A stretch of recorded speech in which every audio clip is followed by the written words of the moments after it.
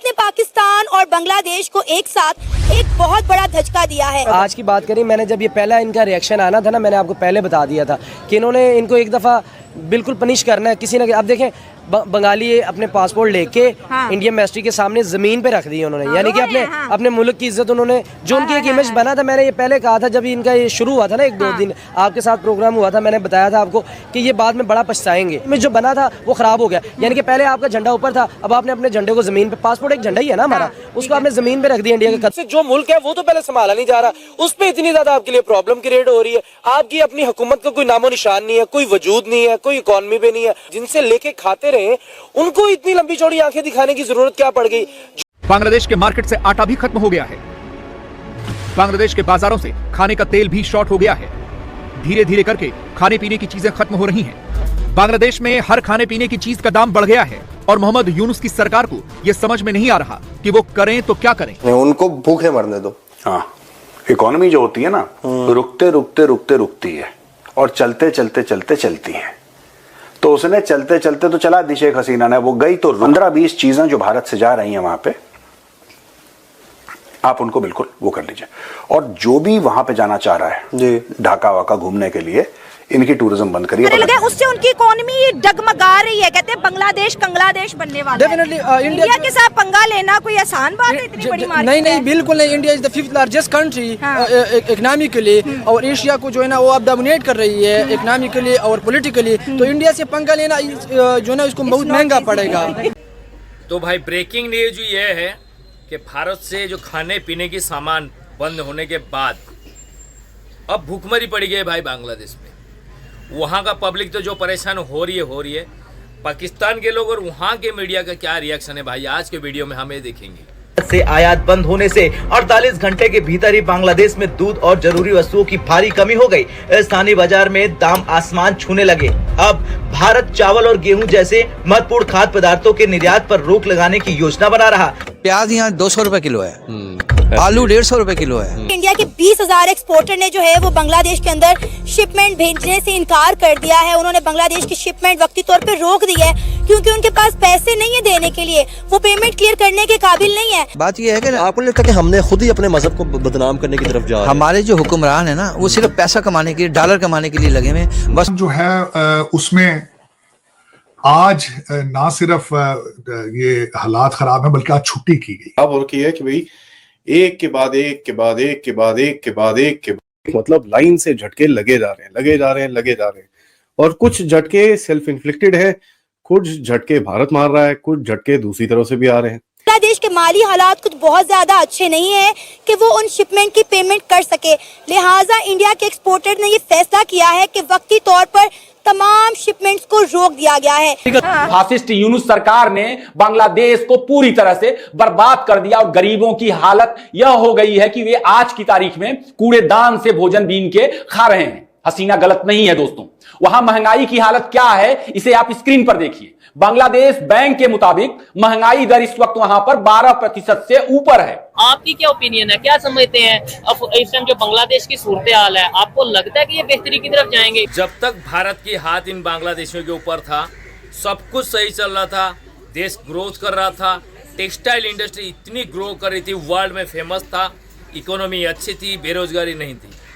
लेकिन इनके अंदर भी वो जिहादी वाला कीड़ा था, है तो पाकिस्तानी, इनके डीएनए में भी पाकिस्तान का खून दौड़ रहा है ना, तो इनको एक ना एक दिन एक कीड़ा काटने का था।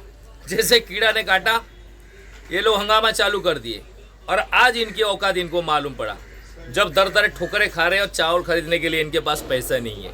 लेटेस्ट न्यूज़ ये है कि वहाँ का गवर्नमेंट अपने सोना गिरवी रख रही है चावल खरीदने के लिए। भाई बताओ, उन्होंने कहा भाई कल हमें चावल दे दो। अगर आप यूनिस की कहानी देखें तो यूनिस कह रहा है कि पहले तो ये कह रहा था सस्ते दामों पे चावल देता हूं। हमने कहा भैया कोई सस्ते चावल नहीं बिक रहे हैं यहाँ पे, चलने का यहाँ से। फिर आया दूसरा, कहता जी हमारे पास पैसे तो नहीं, सोना देखेंगे। अब इनका सोना ये देखना पड़ेगा असली है चीनियों से लिया हुआ सोना। अगर आपको याद हो तो पाकिस्तान में बनने वाली नई हुकूमत बड़ी शिद्दत से ये चाह रही है कि इंडिया और पाकिस्तान के दरमियान ट्रेड एक बार फिर से बहाल हो जाए, लेकिन भारत ऐसा नहीं चाहता। अब जब वो उठेगा तो फिर इनका बहुत बुरा हाल होने वाला है। अभी तो ये आप कह रहे हैं अभी इनमें ऑयल बहरान आना है, पेट्रोल का बहरान आएगा, सेहत के इनके मसले खराब होंगे क्योंकि इंडिया से तो इलाज कराते हैं। इनका सब्जियों का, अभी दालों का, चीनी का, ये आम सी देसी तरीके से बात बता रहा हूँ जो आवाम को भी समझ आ जाए। अभी इनका बहरान आना बाकी है।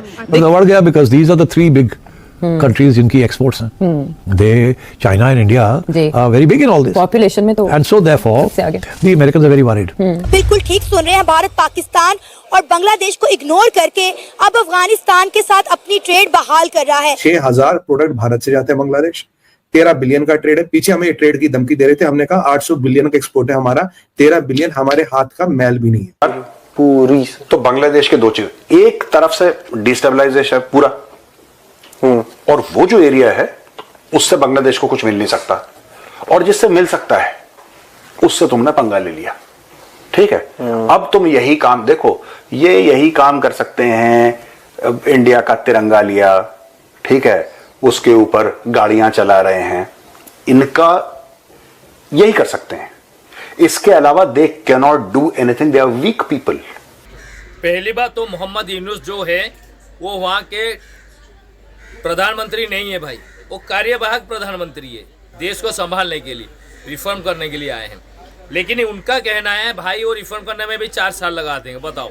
मतलब वो बंदा छोड़ के जाना नहीं चाहता है गद्दी को, चेयर नहीं छोड़ना चाहता है, कुर्सी का ऐसे प्यार है, और एक कुर्सी के चक्कर में पूरी देश में आग लगा रखा है। और आज की जो भुखमरी का हालत है ये भी उन्हीं का नतीजा है। और आज की डेट में रोड उसको भर भर के गालियां दे रहे हैं, जूते चप्पल मार रहे हैं पोस्टर को उनको, कि तूने ऐसा क्या किया भाई कि हमारे आम बच्चे जो गरीब बच्चे हैं उनके लिए दूध खरीदना नसीब नहीं हो रहा है। हो जाएगा वो नहीं होगा, वो तो चोरी के लाएगा। अच्छा, उसके बाद जो मुगल थे, मुगल कौन से हमारे अपने लोग थे, उन्होंने भी आके हमें मारा था। उसी की तरह जो आए जितने भी बंदे आए बाहर से, उन सब ने हमें आके मारा। हिंदुस्तानियों को पता क्या होगा, जो जिनको ज्यादा मार पड़ गई ना, वो डर के एक साइड पे हो गए। वो कहते हैं तलवार के डर से शलवार पहन ली। बिल्कुल बिल्कुल बिल्कुल। अभी ना मैं आपको मजे की बात बताता हूँ, जो सबसे प्यारी बात है, इंडिया से जेलसी की बात आती है ना, पता क्यों है, हमारे यहाँ एक्सट्रीमिज्म इतनी ज्यादा है, लोगों के अंदर ना लोग दब गए हैं बिल्कुल ही। मैं यहाँ पे ओपनली को बात कर दूंगा ना, शायद यहाँ से मेरा दोस्त ही शायद मुझे कुछ कह दे आगे से कि तुम क्यों ये बात कर रहे हो। अभी इन्होंने कहा ना, बड़ी ओपनली कहा कि 2 कौमी नजरिए वाला चूरन बेचा गया है, आप इनका अकाउंट मेंशन करें, शाम तक रिपोर्टों से बैन हो जाएगा।